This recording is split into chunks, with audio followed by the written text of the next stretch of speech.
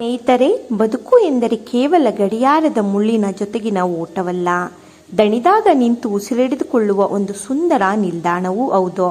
ನಾವೆಲ್ಲರೂ ಯಂತ್ರಗಳಂತೆ ದುಡಿಯುತ್ತಾ ಕಾಂಕ್ರೀಟ್ ಕಾಡಿನಲ್ಲಿ ನಮ್ಮ ನೈಜಕತೆಯನ್ನು ಕಳೆದುಕೊಳ್ಳುತ್ತಿದ್ದೇವೆ.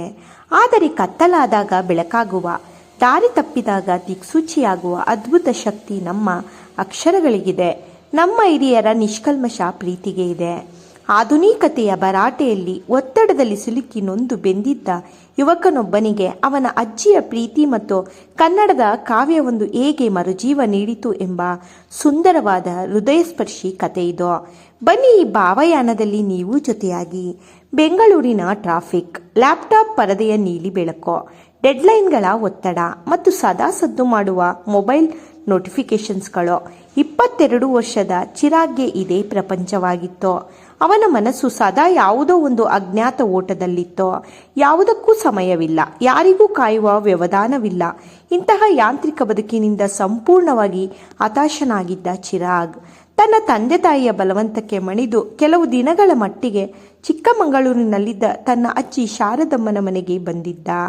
ಚಿಕ್ಕಮಗಳೂರಿನ ಆ ಹಳೆಯ ಹೆಂಚಿನ ಮನೆ, ಸುತ್ತಲೂ ಹಸಿರಿನಿಂದ ಕಂಗೊಳಿಸುತ್ತಿದ್ದ ಕಾಫಿ ತೋಟ, ಜಿಟಿ ಜಿಟಿ ಸುರಿಯುತ್ತಿದ್ದ ಮಳೆ, ಇವೆಲ್ಲವೂ ಚಿರಾಗ್ಗೆ ಕಿರಿಕಿರಿಯನ್ನುಂಟು ಮಾಡುತ್ತಿದ್ದವು. ಅವನಿಗೆ ಇಲ್ಲಿ ಇಂಟರ್ನೆಟ್ ಸರಿಯಾಗಿ ಸಿಗುತ್ತಿರಲಿಲ್ಲ. ಅರೆಬರೆ ಸಿಗ್ನಲ್ ಇರುವ ಈ ಹಳ್ಳಿಯಲ್ಲಿ ನಾನೇನು ಮಾಡಲಿ ಎಂದು ತನ್ನಷ್ಟಕ್ಕೆ ತಾನೇ ಗೊಣಗಿಕೊಳ್ಳುತ್ತಿದ್ದ. ಶಾರದಮ್ಮ 65ರ ಹರೆಯದ ಮುಖದಲ್ಲಿ 1000 ನೆರಿಗೆಗಳಿದ್ದರೂ ಕಣ್ಣಿನಲ್ಲಿ ಒಲವಿನ ಉಳುಪಿನ ಅಜ್ಜಿ.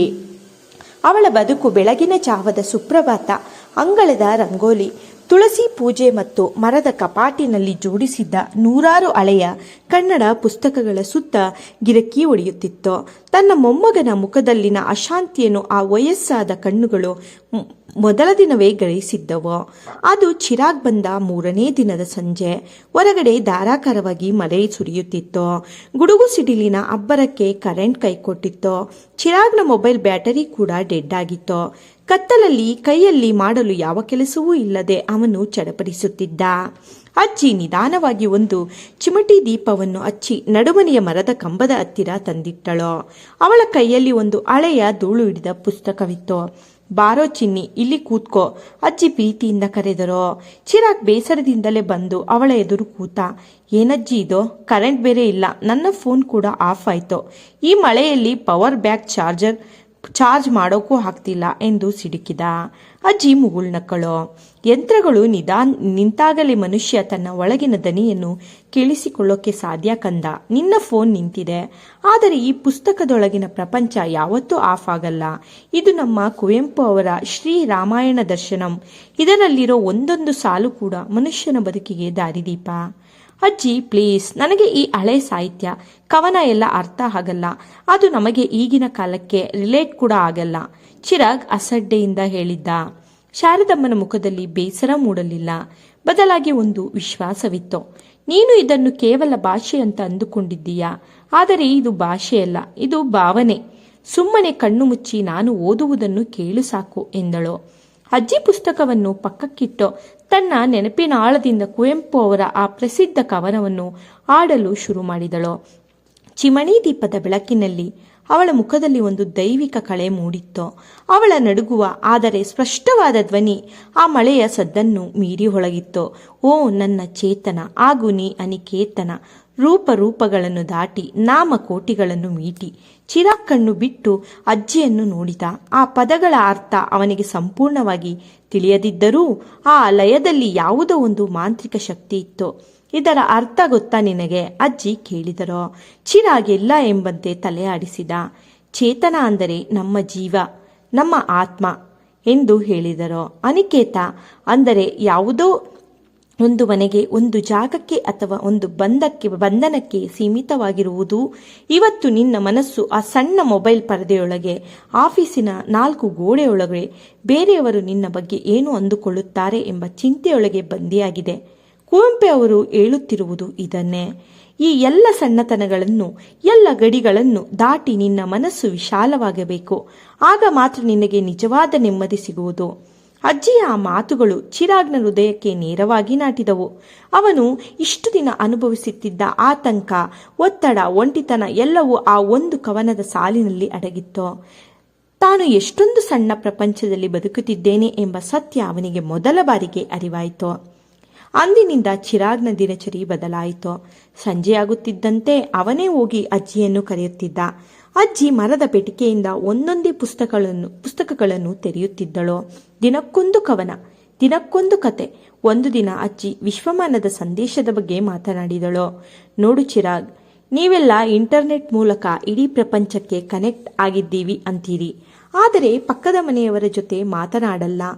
ಕುವೆಂಪು ಅವರು ಅದೇ ಹೇಳಿದ್ದರೋ, ಮಗುವಾಗಿ ಹುಟ್ಟುವಾಗ ಪ್ರತಿಯೊಬ್ಬರು ವಿಶ್ವ ಮಾನವರಾಗಿಯೇ ಹುಟ್ಟುತ್ತಾರೆ, ಬೆಳೆಯುತ್ತಾ ನಾವು ಅವರನ್ನು ಅಲ್ಪ ಮಾನವರನ್ನಾಗಿ ಮಾಡುತ್ತೇವೆ ಅಂತ.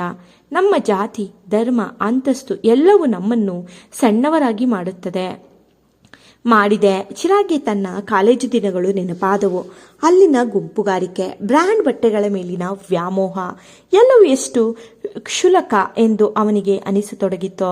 ಸಾಹಿತ್ಯವೆಂದರೆ ಕೇವಲ ಪರೀಕ್ಷೆಗಾಗಿ ಓದುವ ವಿಷಯವಲ್ಲ, ಅದು ಮನುಷ್ಯನನ್ನು ಒಳಗಿನಿಂದ ತೊಳೆಯುವ ಗಂಗಾಜಲ ಎಂಬುದು ಅವನಿಗೆ ಅರ್ಥವಾಗುತ್ತಿತ್ತು. ಹೀಗೆ 10 ದಿನಗಳು ಕಳೆದವು. ಒಂದು ದಿನ ಅಜ್ಜಿ ಕಾವ್ಯದಲ್ಲಿ ಬರುವ ಸೀತೆಯ ಅಗ್ನಿ ಪರೀಕ್ಷೆ ಪ್ರವೇಶದ ಪ್ರಸಂಗವನ್ನು ವಿವರಿಸುತ್ತಿದ್ದಳು. ಬೆಂಕಿ ಸೀತೆಯನ್ನು ಸುಡಲಿಲ್ಲ ಕಣೋ, ಏಕೆಂದರೆ ಅವಳ ಒಳಗಿನ ಪಾವಿತ್ರ್ಯತೆ ಮತ್ತು ಸ್ವಾಭಿಮಾನದ ಬೆಂಕಿ ಹೊರಗಿನ ಬೆಂಕಿಗಿಂತ ಜೋರಾಗಿತ್ತು. ಜೀವನದಲ್ಲಿ ಕಷ್ಟಗಳು, ಅಪಮಾನಗಳು ಬಂದಾಗ ನಾವು ಕುಗ್ಗಿ ಹೋಗಬಾರದು, ನಮ್ಮ ಒಳಗಿನ ಶಕ್ತಿಯನ್ನು ನಾವು ನಂಬಬೇಕು ಎಂದು ಅಜ್ಜಿ ಹೇಳುತ್ತಿದ್ದಾಗ ಚಿರಾಗ್ನ ಕಣ್ಣುಗಳು ತೇವವಾದವು. ಇಷ್ಟು ದಿನ ತನ್ನೊಳಗೆ ಅಡಗಿಟ್ಟಿಕೊಂಡಿದ್ದ ನೋವು ಕಟ್ಟೆ ಒಡೆಯಿತು. ತಾನು ಕೆಲಸದಲ್ಲಿ ಅನುಭವಿಸಿದ ವೈಫಲ್ಯ, ಎಲ್ಲರ ನಿರೀಕ್ಷೆಗಳನ್ನು ತಲುಪಲಾಗದ ಹತಾಶೆ ಎಲ್ಲವೂ ಕಣ್ಣೀರಿನ ರೂಪದಲ್ಲಿ ಹೊರಬಂದವು. ಅವನು ಅಜ್ಜಿಯ ಮಡಿನಲ್ಲಿ ತಲೆ ಇಟ್ಟು ಬಿಕ್ಕಿ ಬಿಕ್ಕಿ ಹತ್ತುಬಿಟ್ಟಿದ್ದ. ಅಜ್ಜಿ ತನ್ನ ನಡುಗುವ ಕೈಗಳಿಂದ ಅವನ ತಲೆ ಸವರಿದಳು. ಅಳು ಕಂದ, ಕಣ್ಣೀರು ಬಂದರೆ ಮನಸ್ಸಿನ ಭಾರ ಕಡಿಮೆಯಾಗುತ್ತದೆ. ಈ ಕನ್ನಡದ ಅಕ್ಷರಗಳಿಗೆ ಎಂತಹ ಕಲ್ಲಾದ ಮನಸ್ಸನ್ನು ಕರಗಿಸುವ ಶಕ್ತಿ ಇದೆ. ನೀನು ಸೋತಿಲ್ಲ, ಇದು ನಿನ್ನ ಹೊಸ ಹುಟ್ಟು ಎಂದು ಸಾಂತ್ವನ ಹೇಳಿದಳು. ಮರುದಿನ ಬೆಳಿಗ್ಗೆ ಚಿರಾಗ್ ಎದ್ದಾಗ ಅವನಲ್ಲಿ ಒಂದು ಹೊಸ ಚೈತನ್ಯವಿತ್ತು. ಅವನು ತನ್ನ ಲ್ಯಾಪ್ಟಾಪ್ ತೆಗೆದ, ಆದರೆ ಈ ಬಾರಿ ಆಫೀಸ್ ಕೆಲಸಕ್ಕಲ್ಲ. ಅಜ್ಜಿ, ನಿನ್ನ ಹತ್ತಿರ ಇರುವ ಈ ಹಳೆಯ ಪುಸ್ತಕಗಳು ತುಂಬಾ ಅಮೂಲ್ಯವಾದವು. ನಾನು ಇವುಗಳನ್ನು ಸ್ಕ್ಯಾನ್ ಮಾಡಿ ಡಿಜಿಟಲ್ ರೂಪದಲ್ಲಿ ಸೇವ್ ಮಾಡುತ್ತೇನೆ. ಜೊತೆಗೆ ನೀನು ಓದುವ ಕವನಗಳನ್ನು ನಾನು ರೆಕಾರ್ಡ್ ಮಾಡಿಕೊಳ್ಳುತ್ತೇನೆ. ಇದು ಬರೀ ನನಗಲ್ಲ, ನನ್ನಂತ ಸಾವಿರಾರು ಯುವಕರಿಗೆ ತಲುಪಬೇಕು ಎಂದ. ಅಜ್ಜಿಯ ಕಣ್ಣುಗಳಲ್ಲಿ ಆನಂದ ಬಾಷ್ಪ. ಇಬ್ಬರು ಸೇರಿ ಒಂದು ಹೊಸ ಕೆಲಸಕ್ಕೆ ಕೈ ಹಾಕಿದರು. ಅಜ್ಜಿ ಕವನಗಳನ್ನು ಓದುವುದು ಮತ್ತು ಚಿರಾಗ್ ಅದನ್ನು ರೆಕಾರ್ಡ್ ಮಾಡುವುದು. ಹಳೆಯ ಪೀಳಿಗೆಯ ಜ್ಞಾನ ಮತ್ತು ಹೊಸ ಪೀಳಿಗೆಯ ತಂತ್ರಜ್ಞಾನ ಅಲ್ಲಿ ಅದ್ಭುತವಾಗಿ ಬೆಸೆದುಕೊಂಡವು. ಚಿರಾಗ್ನ ರಜೆ ಮುಗಿಯಿತು. ಅವನು ಬೆಂಗಳೂರಿಗೆ ಹಿಂತಿರುಗುವ ದಿನ ಬಂದೇ ಬಿಟ್ಟಿತು. ಅವನು ಕಾರು ಹತ್ತುವ ಮುನ್ನ ಅಜ್ಜಿಯ ಪಾದಗಳಿಗೆ ನಮಸ್ಕರಿಸಿದ. ಹೋಗಿ ಬರ್ತೀನಿ ಅಜ್ಜಿ, ನಾನು ಇಲ್ಲಿಗೆ ಬಂದಾಗ ಬರೀ ಕಾಂಕ್ರೀಟ್ ಕಾಡಿನ ಒಂದು ಯಂತ್ರವಾಗಿದ್ದೆ, ಆದರೆ ನೀನು ಮತ್ತು ನಿನ್ನ ಈ ಸಾಹಿತ್ಯ ನನ್ನನ್ನು ಮತ್ತೆ ಮನುಷ್ಯನನ್ನಾಗಿ ಮಾಡಿದೆ. ಇನ್ಮುಂದೆ ನನ್ನ ಮೊಬೈಲ್ನಲ್ಲಿ ಬರೀ ಟೆನ್ಷನ್ ಕೊಡುವ ಮೆಸೇಜ್ಗಳಿರಲ್ಲ, ನೀನು ಹೇಳಿಕೊಟ್ಟ ಸಾಲುಗಳಿರುತ್ತವೆ ಎಂದು ನಕ್ಕ. ಅಜ್ಜಿ ಅವನ ಹಣೆಗೆ ಪ್ರೀತಿಯಿಂದ ಮುತ್ತಿಟ್ಟು, ಹೋಗಿ ಬಾ ಕಂದ, ಎಲ್ಲಿಯೇ ಇರು, ಏಕೆ ಇರು, ಎಂದೆಂದಿಗೂ ನೀ ಕನ್ನಡವಾಗಿರು. ಸಾಹಿತ್ಯ ಅನ್ನೋದು ಉಸಿರಿಂದ ಹಾಗೆ, ಅದು ಜೊತೆಗಿದ್ದರೆ ಯಾವ ಕಷ್ಟವೂ ನಿನ್ನನ್ನು ಕುಗ್ಗಿಸಲು ಸಾಧ್ಯ ಇಲ್ಲ ಎಂದು ಅರಸಿದಳು. ಚಿರಾಗ್ ಕಾರು ಹತ್ತಿದ. ಕಾರು ಮಲೆನಾಡಿನ ಸಿರುಗಾಟುಗಳನ್ನು ದಾಟಿ ಮುಂದೆ ಸಾಗುತ್ತಿತ್ತು. ಈಗ ಅವನಿಗೆ ಟ್ರಾಫಿಕ್ನ ಭಯವಿರಲಿಲ್ಲ, ಡೆಡ್ಲೈನ್ಗಳ ಒತ್ತಡವಿರಲಿಲ್ಲ. ಅವನ ಮನಸ್ಸಿನಲ್ಲಿ ಕೇವಲ ಆ ಒಂದೇ ಒಂದು ಸಾಲುಗಳು ಗುನುಗುತ್ತಿತ್ತು. ಓ ನನ್ನ ಚೇತನ, ಆಗು ನೀ ಅನಿಕೇತನ. ಆಧುನಿಕತೆಯ ಭರಾಟೆಯಲ್ಲಿ ಕಳೆದು ಹೋಗಿದ್ದ ಒಂದು ಜೀವಕ್ಕೆ ತನ್ನದೇ ನೆಲದ ಭಾಷೆ, ಸಾಹಿತ್ಯ ಮತ್ತು ಒಬ್ಬ ಅಜ್ಜಿಯ ನಿಷ್ಕಲ್ಮಶ ಪ್ರೀತಿ ಹೇಗೆ ಮರುಜೀವ ನೀಡಬಹುದು ಎಂಬುದಕ್ಕೆ ಆ ಪಯಣವೇ ಸಾಕ್ಷಿಯಾಗಿತ್ತು. ಕುವೆಂಪು ಅವರ ಸಾಲುಗಳು ಈಗ ಕೇವಲ ಪುಸ್ತಕದ ಪುಟಗಳಲ್ಲಿ ಬಂದಿಯಾಗಿರದೆ ಒಂದು ಯುವ ಮನಸ್ಸಿನ ಬಡಿತವಾಗಿ ಪರಿವರ್ತನೆಯಾಗಿತ್ತು. ಪ್ರೀತಿಯ ವೀಕ್ಷಕರೇ, ಇಂದಿನ ಓಟದ ಬದುಕಿನಲ್ಲಿ ನಾವು ಹಣ, ಅಂತಸ್ತು, ಯಶಸ್ಸು ಅಂತ ಏನೇನೋ ಹುಡುಕಿಕೊಂಡು ಹೋಗ್ತೀವಿ. ಆದರೆ ನಿಜವಾದ ನೆಮ್ಮದಿ ಸಿಗೋದು ಎಲ್ಲಿ? ನಮ್ಮ ಹಿರಿಯರ ಮಡಿಲಲ್ಲಿ, ನಮ್ಮ ಮಾತೃಭಾಷೆಯ ಒಡಲಲ್ಲಿ ಮತ್ತು ಆಪ್ತರೊಂದಿಗಿನ 2 ಸಿಹಿ ಮಾತುಗಳಲ್ಲಿ. ನಿಮ್ಮ ಬದುಕಿನಲ್ಲೂ ಎಂದಾದರೂ ಎಲ್ಲವೂ ಮುಗಿದು ಹೋಯಿತು, ಕಳೆದು ಹೋಯಿತು ಎಂಬ ಒತ್ತಡ ಎನಿಸಿದಾಗ ದಯವಿಟ್ಟು ಸ್ವಲ್ಪ ಬಿಡುವು ಮಾಡಿಕೊಳ್ಳಿ. ಯಂತ್ರಗಳಿಂದ ದೂರಾಗಿ ಪ್ರಕೃತಿಯ ಜೊತೆ ನಿಮ್ಮವರ ಜೊತೆ ಸಮಯ ಕಳೆಯಿರಿ.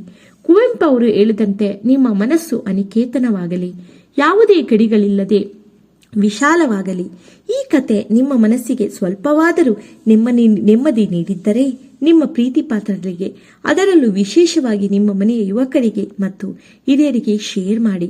ಬದುಕಿಗೆ ಸ್ಫೂರ್ತಿ ನೀಡುವ ಇಂತಹ ಮತ್ತಷ್ಟು ಕಥೆಗಳಿಗಾಗಿ ದಯವಿಟ್ಟು ನನ್ನ ಜೀವನಕ್ಕೆ ಸ್ಫೂರ್ತಿ ವಿತ್ ಅನು ಚಾನೆಲ್ ಅನ್ನು ಸಬ್ಸ್ಕ್ರೈಬ್ ಮಾಡಲು ಮರೆಯದಿರಿ. ನಿಮ್ಮ ಅನಿಸಿಕೆಗಳನ್ನು ಕಾಮೆಂಟ್ನಲ್ಲಿ ತಿಳಿಸಿ. ಮತ್ತೊಮ್ಮೆ ಸುಂದರ ಕಥೆಯೊಂದಿಗೆ ಸಿಗೋಣ. ನಮಸ್ಕಾರ. ಅಲ್ಲಿಯವರೆಗೂ ನನ್ನ ಚಾನಲ್ ಅನ್ನು ತಪ್ಪದೆ ನೋಡುತ್ತಾ ಇರಿ. ಸಬ್ಸ್ಕ್ರೈಬ್ ಮಾಡೋದು ಮರೆಯಬೇಡಿ.